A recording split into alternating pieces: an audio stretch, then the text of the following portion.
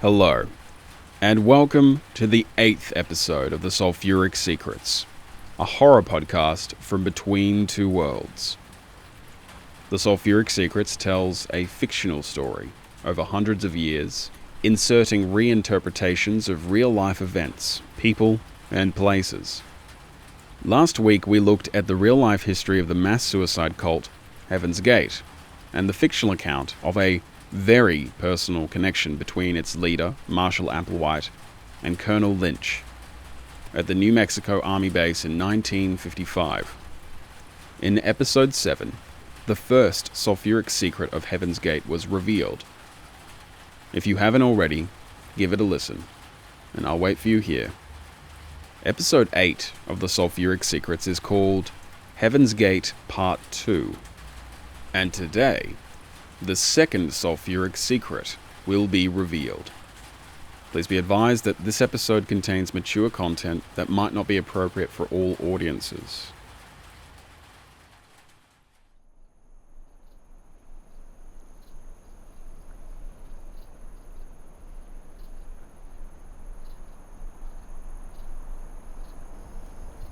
During their time together at the White Sands Missile Range in New Mexico, Colonel Lynch revealed a far gentler side of himself to Marshall Applewhite.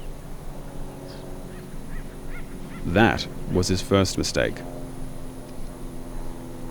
Colonel Lynch was privy to a number of secrets, which he closely guarded in his professional life. Chief among them wasn't the existence of interdimensional creatures, magic, or murder, but his sexuality. Applewhite had a freedom to his expression that Lynch envied, and in those quieter moments, he felt comfortable to be the version of himself that he had hidden, to express himself, to show vulnerability, and to speak openly. That was his second mistake. It was on August 16th, 1955, in a moment of privacy shared by the Colonel and Applewhite. Colonel Lynch was reminded of the significance of this date nearly 100 years ago and asked Applewhite coyly if he did too. Applewhite had a lifelong skill in communications technology. This initially brought him into the Army Signal Corps and would later bring him on a darker path with Heaven's Gate. So, of course he knew about the laying of the transatlantic telegraph cables. But Lynch hesitated for a second. He always chose his words carefully, but he never hesitated. That was the moment that Applewhite knew that Lynch was hiding something far more interesting. And so, like a snowball rolling down a hill, Applewhite pressed and pressed and pressed, until eventually Lynch gave in and told him. That was his third mistake. By a combination of intentional omission and also general ignorance of the details, Lynch gave an account of the copper basement ritual that took on an almost mythical status, as Applewhite took the liberty to fill in whatever gaps had been left with his own beliefs at that point. Applewhite was a trusting man, and the happiness that he had shared in private with Lynch told him that he had no reason to lie about this. By 1956, that happiness was dissipated as Colonel Desmond Lynch left the US Army Signal Corps with as little reason and notice as he had entered it. Applewhite was devastated, and soon after was honorably discharged. But he had been changed forever.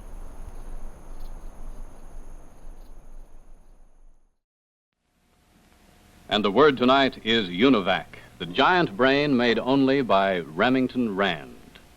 It's the first electronic computing system to be proven by widespread use. Because of its exclusive self-checking features, UNIVAC cannot make a mistake. That's why the United States government, General Electric, U.S. Steel, Metropolitan Life, and DuPont have selected UNIVAC, the world's first electronic computer practical for commercial use. Everyone argues about how and when the internet was created. These questions should really be seen as shadows that are cast on the wall. Because, like most things, it's the source of the shadow that's the most important source of truth. And in this case, the truth is that it was the flayed man whose consciousness was transferred to the ocean floor cables. Up until the middle of the 20th century, the experiment had seemed to fail. Then, the consciousness became comfortable in its mechanical prison and thrived rapidly. Suddenly, a barrage of questions and untraceable money came pouring in. But Colonel Lynch was no longer around in the background, pulling strings, which left the Department of Defense, or the DoD, mired in a significant problem that was the exact opposite of their previous dilemma. No longer an underachiever, the immortal consciousness that was trapped inside the global communications network was now rapidly expanding. But all we could do with this otherworldly technology was feed stacks of cards into a computer to have holes punched in them. This method of batch mode coding could mean weeks to complete a simple task. A single mistake, and you had to start again from scratch. To say that the process was a disappointment would be an understatement. The US Department of Defense created DARPA, or the Defense Advanced Research Projects Agency, in 1958 to try and fix the problem. DARPA eventually invented time sharing, a coding system that allowed them to get the computer to do multiple tasks at once. The difference between batch mode and time sharing coding was the difference between someone writing a letter with one hand to now someone writing a letter with one hand while also cracking open a nut with their other hand, holding a brush in their mouth to paint a picture, and tightening lug nuts and kicking a soccer ball with both feet. Humanity was now catching up with the consciousness on the ocean floor. But the honeymoon couldn't last forever. In 1978, US Senator and later Vice President Al Gore coined the term information superhighway at a computer conference. The term stuck, and the promise of a centralized network that sends data, entertainment, news, and commerce rapidly over a fiber optic network gained rapid acceptance over the next few decades. This was the watershed at which the internet stopped being considered a secret, private piece of technology for the military and government, and a public piece of technology for the masses. At the point where the burgeoning internet boasted 15 million users, at the Superhighway Summit in 1994, a quote by the chair of one of the world's biggest companies was strangely prophetic.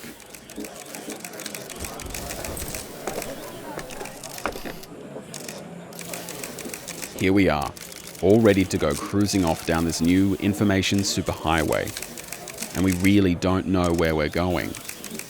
We don't even know our final destination.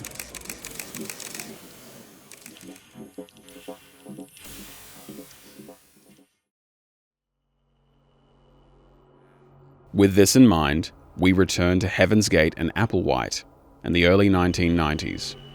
This is the period where a number of elements of the official story begin to manifest glaring contradictions. The first element that did not add up. The media explained Marshall Applewhite's overwhelming charisma as a factor in Heaven's Gate recruitment efforts. A cursory glance shows that he was anything but charismatic. In the mass of recorded footage of Applewhite,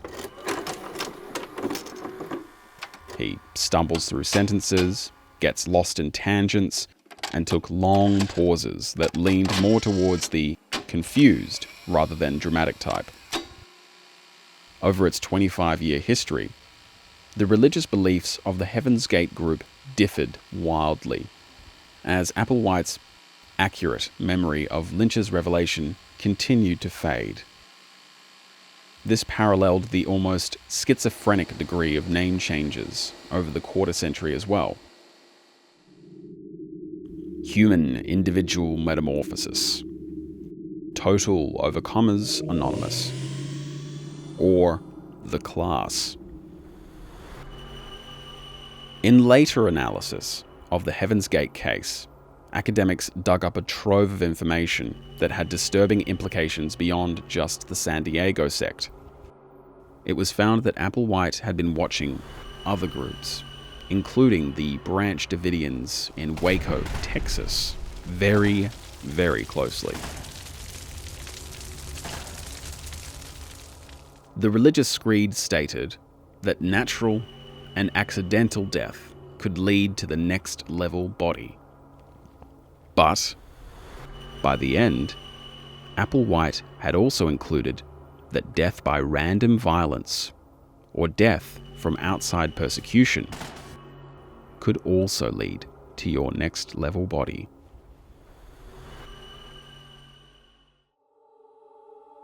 Heaven's Gate were doing well financially in the early 90s, despite the death of their co-founder, Bonnie Lou Nettles, in 1985. And so, the second element that just didn't add up. Where was all their money coming from? Heaven's Gate were residing in a mansion large enough to house 39 people. Particularly suspicious because it was in the idyllic, sunny San Diego suburb of Rancho Santa Fe, which has one of the highest median household incomes in the United States. According to the official record, this group were not only true believers, but also computer experts.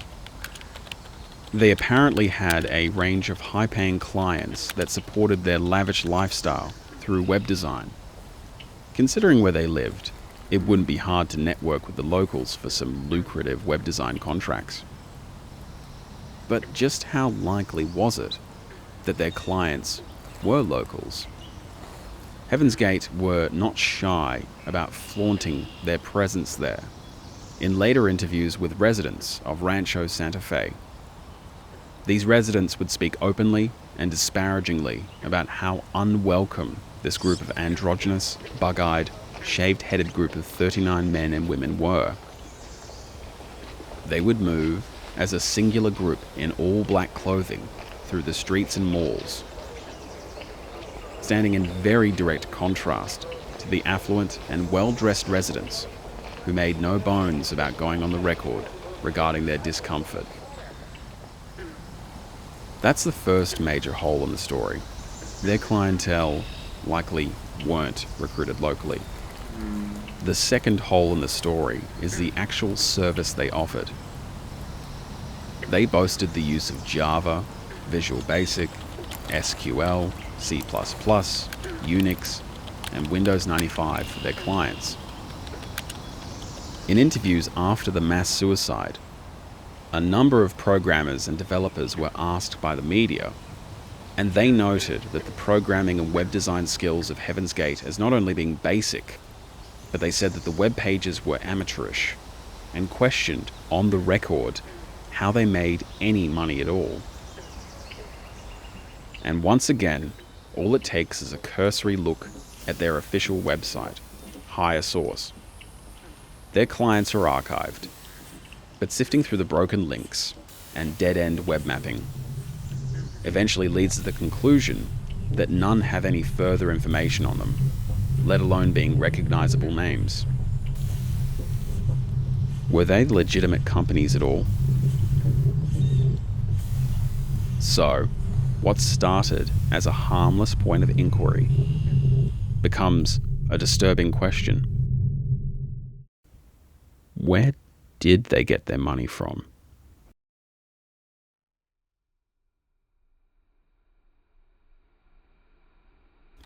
June 20th, 1991. Marshall Applewhite was tapping away on his personal computer, fiddling with the source code for the upcoming Hire Source website.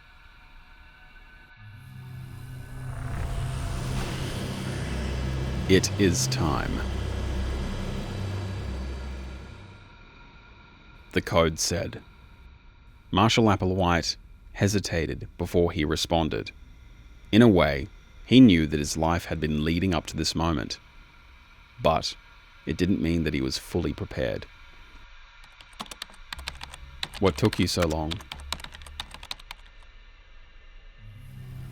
I had other matters to attend to. Are the subjects ready? The code said. There were moments when, well, Marshall didn't even want to admit it, but when his faith had wavered over the decades. He pulled himself together and typed, "Yes." Good. Your final task is to complete the ritual. Ritual? The code started by stating that ye shall be as gods, and so followed a detailed list of instructions. Some directly allegorical and some symbolic. We were told that the choice of the infamous Nike decades that each follower wore on their feet was because they got a good deal on the shoes. The choice of shoe was up to Marshall, but the brand of Nike was chosen to invoke the Greek goddess of victory, one worthy of the ritual. Marshall received praise for the preparing of his acolytes that he had done correctly so far.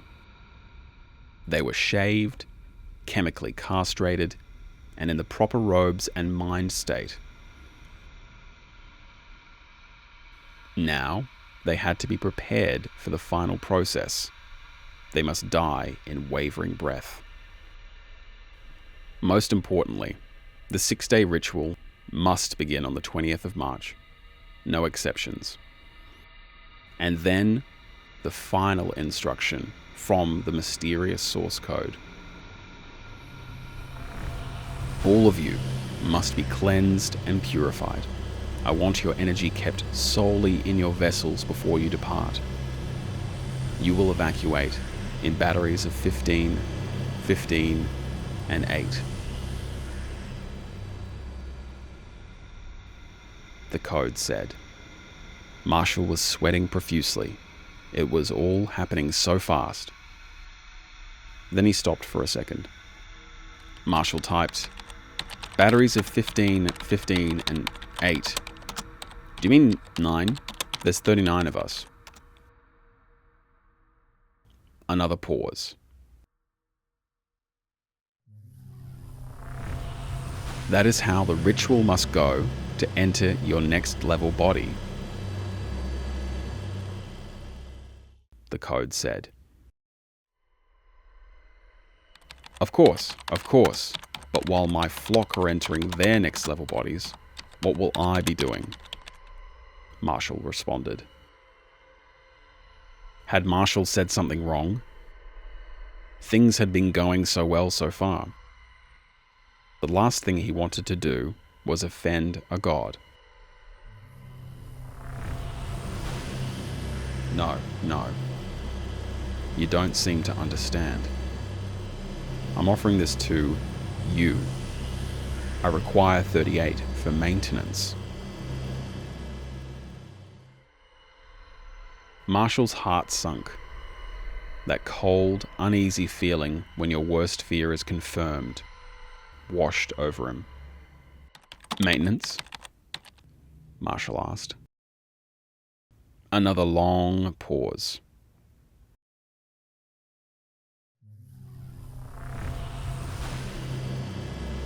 We're expanding.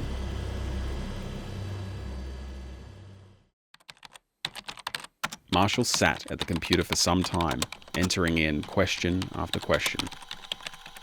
It was clear that he was not going to get any further. He got up and walked away.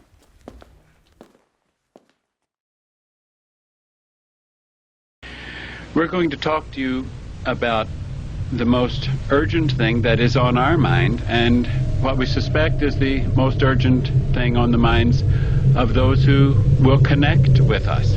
Planet Earth about to be recycled. Your only chance to evacuate is to leave with us. Planet Earth about to be recycled. Your only chance to survive is to leave with us.